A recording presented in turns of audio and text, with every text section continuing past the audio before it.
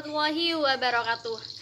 Yang saya takdimi pengasuh Pondok Pesantren Zainul Hasan Genggong, yakni Kiai Haji Muhammad Hasan Mutawakil Allah SHMM, dan yang saya hormati Rektor Universitas Islam Zainul Hasan Genggong, yakni Asosiat Profesor Dr. Abdul Aziz Wahab BAMAG, dan yang saya hormati Kaprodi PGMI yakni Bapak Dr. Firdaus Ainul Yakin MPDI, dan yang saya hormati dosen mata kuliah evaluasi pembelajaran Ibu Nur Fatimah MPD, dan yang saya cintai teman-teman seperjuangan. Baik, di sini saya akan mempresentasikan tentang konsep evaluasi pembelajaran untuk memenuhi tugas UTS dari mata kuliah evaluasi pembelajaran. Sebelum saya menjelaskan lanjut ke materi, perlu kita ketahui yang pertama evaluasi. Evaluasi ini apa sih? Nah, evaluasi biasanya kalau di sekolah ini berupa soal, berupa ulangan setelah kita menyelesaikan satu bab atau satu semester. Nah, menilai ini adalah mengambil suatu keputusan terhadap sesuatu. Jadi menilai itu biasanya setelah ulangan dikumpulkan barulah guru ini menilai gitu. Menilai soal mana yang anak-anak itu lebih banyak benarnya, lebih banyak salahnya, lalu dinilai. Nah, evaluasi ini bersifat kuantitatif, berarti berdasarkan data. Nah, sedangkan menilai itu bersifat kualitatif, yang maksudnya mengapa dan bagaimana, begitu. Nah, contoh dalam pembelajaran fikih bab tentang wudhu. Nah, diadakanlah evaluasi setelah selesai bab, dan di evaluasi tersebut itu banyak sekali anak yang tidak paham dengan soal nomor 4, di mana soal nomor 4 itu sebutkan urutan tentang berwudu, tapi banyak sekali anak atau siswa itu yang keliru dengan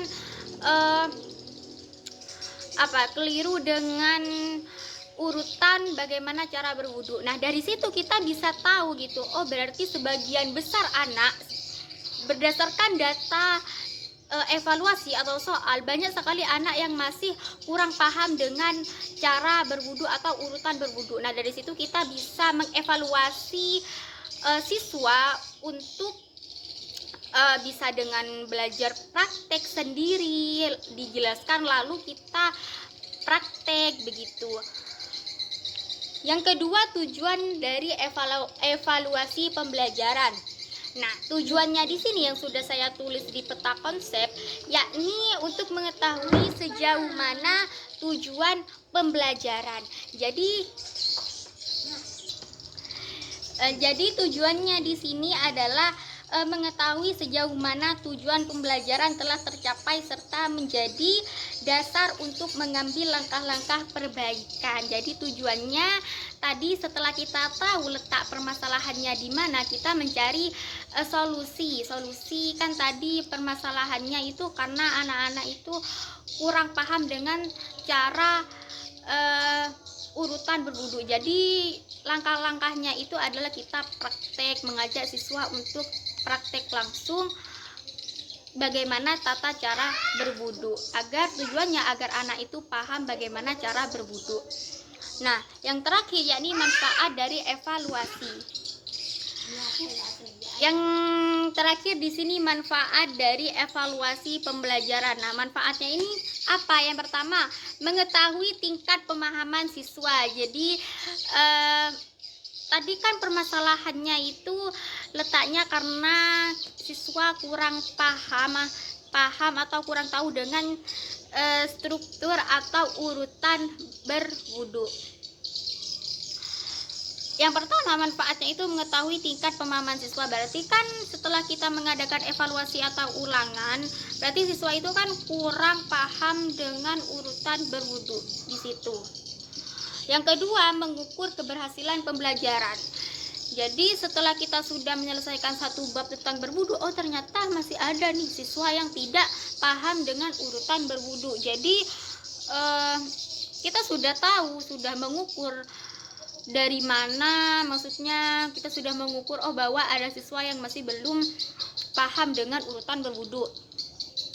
Yang ketiga, sebagai bahan perbaikan. Berarti dari situ kita sudah tahu bahwa banyak siswa yang masih belum paham dengan urutan berwudu. Yang keempat, memberikan motivasi kepada siswa. Jadi kalau sudah kita mengadakan evaluasi, sudah tahu letak salahnya mana, berarti kan kita sudah ada yang namanya perbaikan. Kita harus memotivasi siswa, oh kamu itu masih kurang pemahamannya tentang berwudu. Maksudnya di sini kamu masih dievaluasi atau di soalmu masih salah tentang urutan berwudu. Ayo kita belajar praktek bersama agar kamu tahu cara berwudu. Begitu kita memberikan afirmasi, motivasi yang positif kepada siswa, bagaimana siswa tersebut itu bisa berwudu dengan baik dan benar. Yang kelima yakni menentukan tindak lanjut. Jadi setelah kita sudah menindaklanjuti, setelah kita sudah praktek gitu kan di situ kan sudah ada yang namanya evaluasi menilai kan, kita menilai mana nih gitu kan anak yang benar dan mana anak yang salah kan. Terus kita melakukan perbaikan dengan cara praktek. Terus kita memotivasi siswa, bagaimana siswa itu semangat agar mereka bisa termotivasi untuk belajar berwudu dengan baik. Yang terakhir, menentukan tindak lanjut. Yaitu tindak lanjutnya itu kita sudah melakukan tindak lanjut tindak lanjut bagaimana caranya semua siswa itu paham dengan tata cara berwudu serta urutannya. Setelah kita sudah melakukan rangkaian-rangkaian tersebut, siswa akan tahu dan akan paham urutan berwudu. Begitu. Sekian presentasi dari saya. Wassalamualaikum warahmatullahi wabarakatuh.